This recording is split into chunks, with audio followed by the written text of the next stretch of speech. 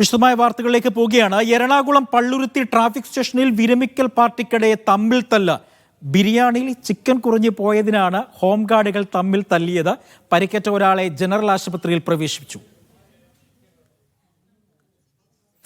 Sibi Joseph ഉണ്ട് വിവരങ്ങൾ നൽകാനായി. സിബി, അത്യന്തം ഖേദകരം അല്ലെങ്കിൽ നാണക്കേട്, സേനയ്ക്ക് തന്നെ നാണക്കേടായ ഒരു സംഭവമാണ് ബിരിയാണിയുടെ പേരിൽ തമ്മിൽ തല്ലുണ്ടാകുന്നത്. എന്താണ് സംഭവിച്ചത്? അജയ്, ഇന്ന് ഉച്ചയ്ക്കാണ് ഈ ഒരു സംഭവം ഉണ്ടാകുന്നത്. എറണാകുളം പള്ളുരുത്തിലെ ട്രാഫിക് സ്റ്റേഷന് മുന്നിലായിരുന്നു സംഭവം.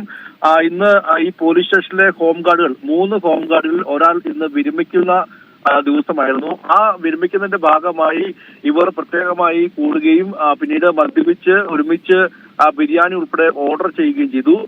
ഈ ബിരിയാണിയിൽ ചിക്കൻ കുറഞ്ഞുപോയി എന്ന് പറഞ്ഞുകൊണ്ട് പിന്നീട് ഈ ഹോംഗാർഡുകൾ തമ്മിൽ തല്ലുകയും സംഘർഷമുണ്ടാകുകയുമായിരുന്നു. എന്തായാലും ഈ ഒരു തമ്മിൽ തല്ലിനെ തുടർന്ന് ഒരാൾക്ക് പരിക്കേറ്റിട്ടുണ്ട്. ജോർജ്, രാധാകൃഷ്ണൻ എന്നീ 2 ഹോംഗാർഡുകൾ തമ്മിലാണ് അവിടെ വാക്കുതർക്കത്തിൽ ഏർപ്പെടുകയും ഈ ട്രാഫിക് പോലീസ് സ്റ്റേഷന് മുന്നിൽ വെച്ച് യുദ്ധത്തിൽ കയ്യാങ്കളി ഉണ്ടാകുകയും ചെയ്തത്. പിന്നീട് ഇതിൽ പരിക്കേറ്റ രാധാകൃഷ്ണനെ ജനറൽ ആശുപത്രി പ്രവേശിപ്പിച്ചു.